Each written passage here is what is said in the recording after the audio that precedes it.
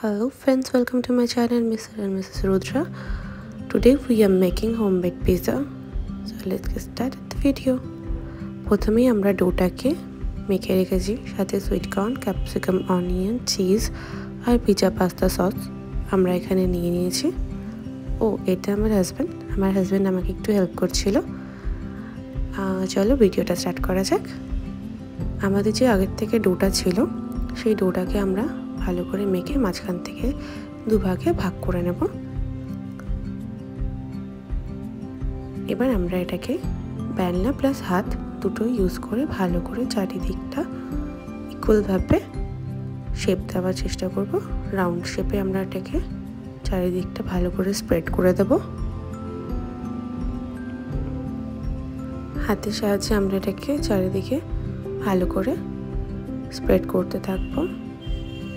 এবার মাইক্রোওভেনের যে থালাটা হয় সেই থালাটাতে আমরা এটাকে ট্রান্সফার করে সেটাতে ভালো করে চারিদিকে হাত ইউজ করে এটাকে চারিদিকে ছড়িয়ে দিচ্ছি।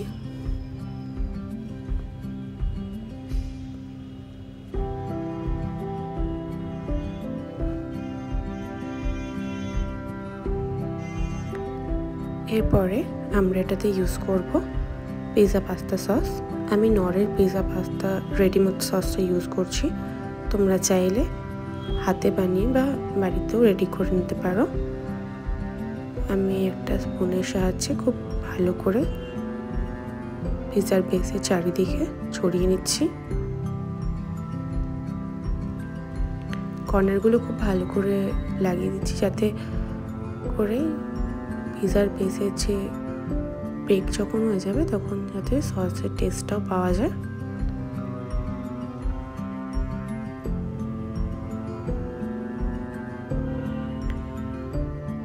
ভালো করে লাগিয়ে দিতে হবে।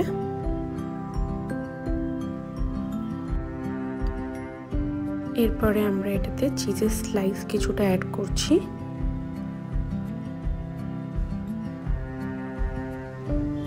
সাথে আমি কিছুটা গ্রেট করা চিজও অ্যাড করছি।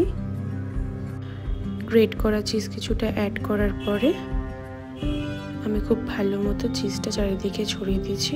এরপরে কিছু টপিং অ্যাড করছি, ক্যাপসিকাম, অনিয়ন। আমরা চাইলে পারে পনির, মাশরুমও ইউজ করতে পারো।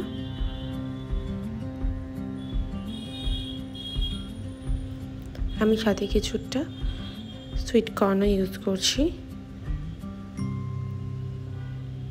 চারিদিকে ভালো করে সুইট কর্নটা আমি ছিটিয়ে দিলাম।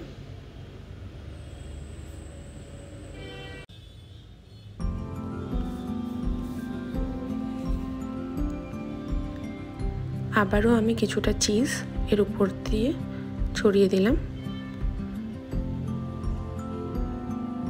সাথে আমি কিছুটা অরিগানো আর চিলি ফ্লেক্স অ্যাড করে দিয়েছি যাতে এর ফ্লেভারটা আরও ভালো হয়।